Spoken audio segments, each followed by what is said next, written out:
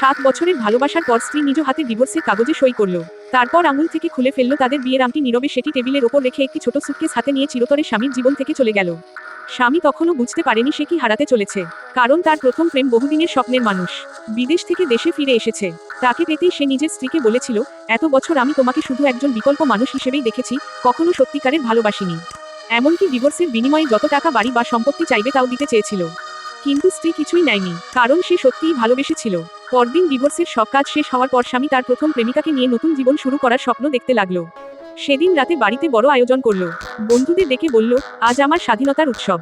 কিন্তু খাওয়ার সময় বন্ধুরা মুখ কুঁচকে ফেলল। সব খাবার এতটাই নোনতা আর তেতো ছিল যে খাওয়াই যাচ্ছিল না। তখনই প্রথমবারের মতো সে বুঝল এত বছর ধরে প্রতিদিন তার জন্য নিখুঁত খাবারকে তৈরি করত। হঠাৎ তার মনে পড়ল স্ত্রীর কথা।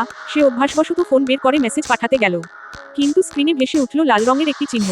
স্ত্রী তাকে ব্লক করে দিয়েছে। সেই মুহূর্তে তার বুকটা কেঁপে উঠল। বাড়িটাও অদ্ভুতভাবে ফাঁকা লাগছিল। কোনো হাসি নেই, কোনো অপেক্ষা নেই, কোনো উষ্ণতা নেই। ঘর গুছাতে গিয়ে একটি পুরনো ডায়েরি খুঁজে পেল। ডায়েরির প্রতিটি পাতায় লেখা ছিল শুধু তার কথা। সে কি খেতে পছন্দ করে, কোন রঙের জামা পরে কখন ওষুধ খায়, সবকিছু। একটি পুরনো ছবি পড়ে গেল ডায়েরি থেকে। এটাই ছিল তাদের বিয়ের একমাত্র ছবি।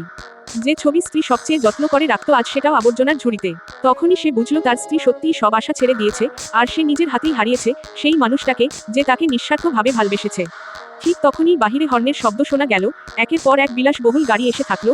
সবাই অবাক হয়ে তাকিয়ে রইল। গাড়ির দরজা খুলল আর সেখান থেকে নামল প্রাক্তন স্ত্রী।